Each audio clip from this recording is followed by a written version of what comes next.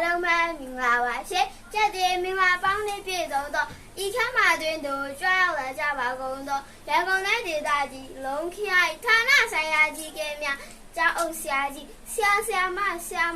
ကြီးများနဲ့ဆရာမများနဲ့မိနေဘဝသူပညာကျူးစာတည်ယူနေကြသောကဘာရှိချင်းချမဲ့မဟာခွိပညာရှင်ရောင်းရကြောက်သူများနဲ့ကဘာတိဝဲများဖြစ်သောအကဲဖြတ်ဓာတုကြီးမင်းများ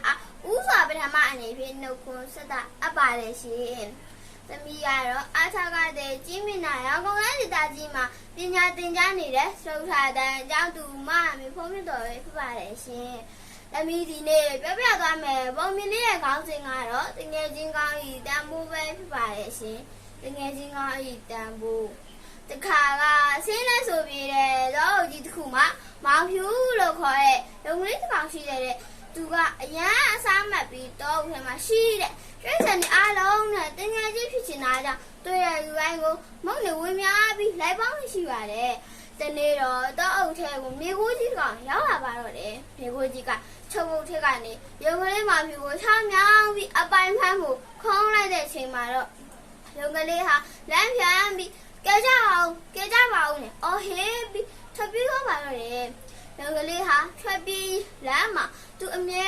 မုံနေဝင်များပြီးအတူတူကစားခဲ့တယ်။မြောက်ကလေးတမင်ကလေးတို့နဲ့တွေ့တာပေါ့။ဒါပေမဲ့သူတို့ကမြေကိုချစ်ကိုကြောက်တာကြောင့်ရုံကလေးကိုမကယ်ရဲပဲတပည့်သွားကြပါတော့တယ်။ရုံကလေးခင်ဗျာအားကိုရမယ်ပြီးတပည့်အိုဒီတပည့်အောက်မှာပိတ်မိသွားပါတော့တယ်။မြေကိုကြီးကဒီတစ်ခါတော့မင်းငါစာဖြစ်ပြီလို့ပြောပြီးအနာကိုကတ်လာတဲ့အချိန်မှာတော့ကောင်းကင်ဘော်ကနေကြီးကန်းကလေးကဟာ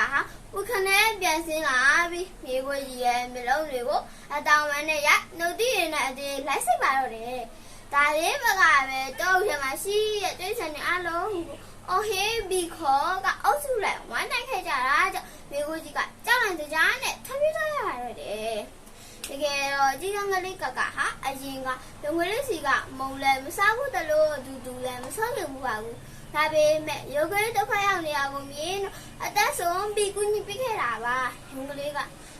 ရဲ့မင်းကမှတကယ်တငယ်ချင်းကောင်းပါပဲလို့လက်ရည်တွေဝယ်ပြီးပြောလိုက်ပါရဲ့